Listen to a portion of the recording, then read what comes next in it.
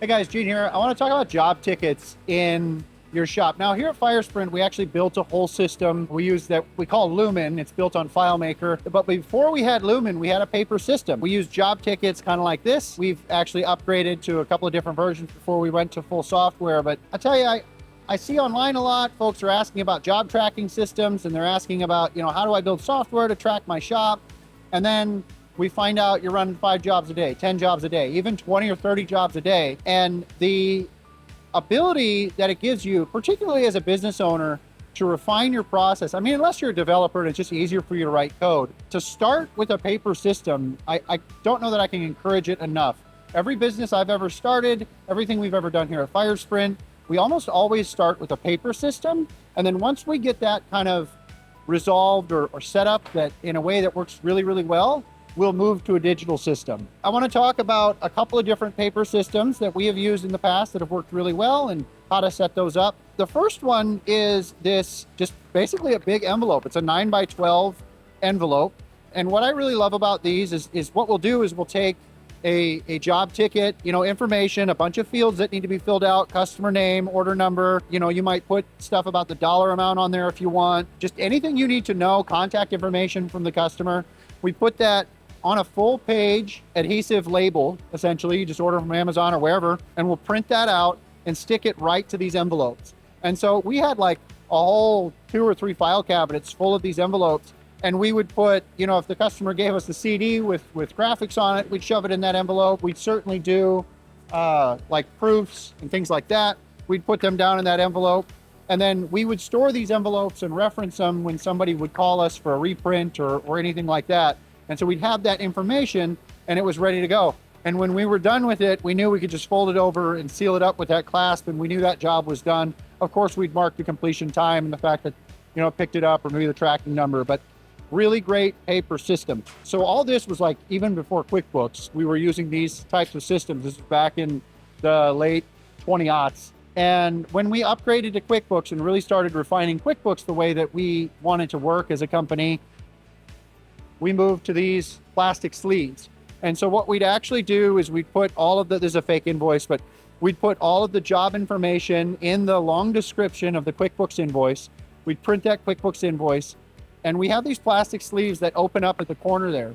And so our volume is going up at FireSprint. We wanted that quicker access to do things like this. We also stopped receiving files from customers or sending CDs along, everything, moving into a more digital system. But we still needed some sort of a paper way to track stuff through our system. We would put the invoice on one side, and then we'd print a big full 8.5 by 11 proof on the other side, and we'd stick that in there like that, and this would follow the job through our system.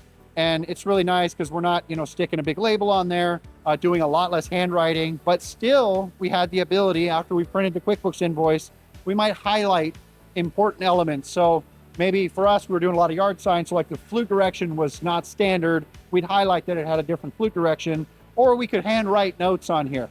And all those things worked really, really well. And so you can drop these in bins, you can do all kinds of stuff. For us, we just have a stack of them sitting next to the printer, and the operator would come in and he would see the work he had to do, and he'd run through it and get them done, and maybe mark on here that, sign his name and say that he completed it or whatever. So from here, we actually went to the digital system here at FireSprint. But something else I see, very similar concept, was actually these job jackets or job ticket sleeves, which you can get on Amazon. And these, again, basically serve the same purpose.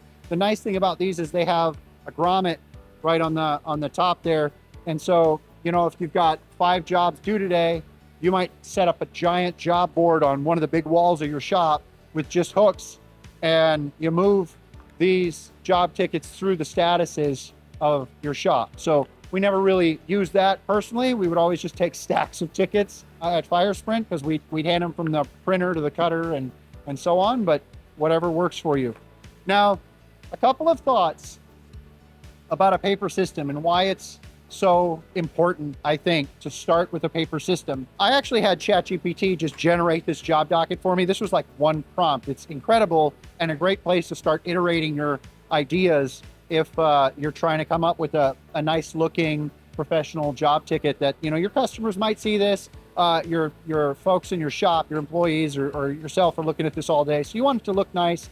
be professional, set that important information up at the top, less important information as you go down. The one bit of advice that if I could really instill in all of us as we build our businesses, as our businesses grow, and the thing that we have aimed for over and over again is to remove notes. Notes are a catch-all.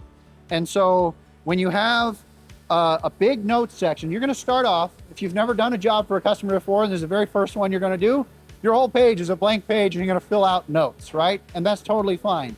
But then as you start selling more products and you start refining your product line, like we did at FireSprint, you know, we did all kinds of materials and all kinds of different things. And we have refined and refined over the years that we only do this type of material and we only do these types of products, and we do higher volumes of those singular products.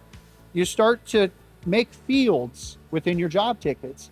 And so what that means is, you know, obviously we've got your order fields and things like that, but maybe I add a field for material, the actual substrate that we're going to print on, rather than just putting it down in the notes. And then I start to notice that, well, we're laminating everything. Well, I'm going to put a field for the type of laminate. Maybe we only have 2 or 3 different types of laminate in the shop. So I'm going to turn those into checkboxes so I can fill this job ticket out faster. Maybe I only have 2 or 3 different ways to deliver the job. We do local delivery, UPS, or the customer's going to pick it up. Well, maybe I set those as checkboxes at the bottom.